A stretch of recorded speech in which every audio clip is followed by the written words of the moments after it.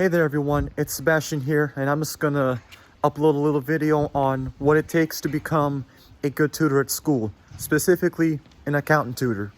So let's get started. So if you want to become an accountant tutor, you need to have taken the class, and I would recommend taking it with Professor Martinez or any other good professors out there. So take the class, and when you're the student, take good notes in class. And then when you're doing the homework on complicated problems that require a lot of steps, write down each and every step.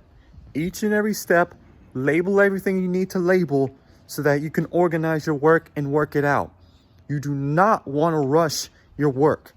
And this is advice that I would give to students all the time. When you're doing your accounting homework, whether it's for 101 or 102, you do not want to rush it. You do not want to wait until the day it's due, because you are going to struggle because there's a lot to do. So as the student, you got to be able to do the work, show your work, so that when it's your time to tutor and you have a passion, you know how to solve any question that somebody has for you. Not just, okay, here's the answer, or I kind of don't remember. Like, you don't want to do that. You want to be able to have your notes and your work shown.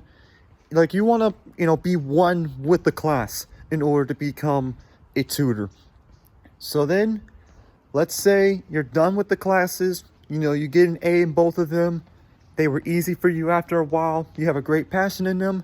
And now you're ready to become a tutor. So then you would just apply. Then when you become a tutor, you're going to work certain hours.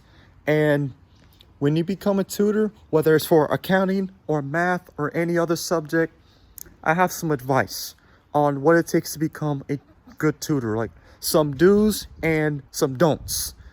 So for do's, as a tutor, you got to be able to work well with people, because you're going to get asked a lot of questions. So you got to be able to work well with people. And when someone does ask you a question, you got to be calm and collective.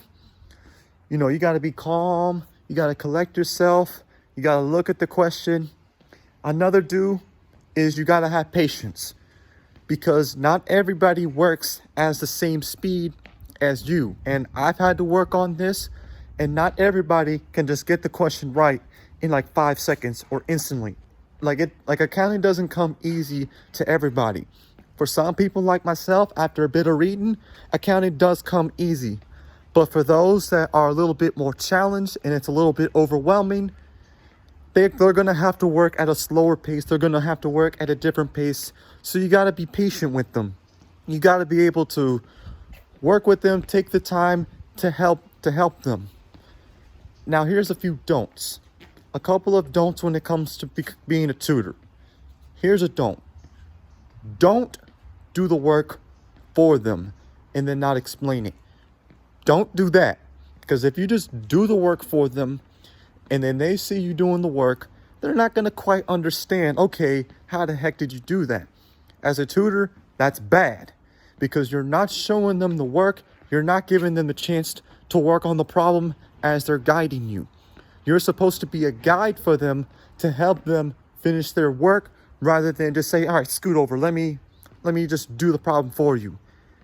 I mean, they may get the question right either way, but if you're a guide to them and showing them how to do it and working step by step while you do the work, they're going to learn a lot more versus, okay, screw it. Let me just do the problem myself.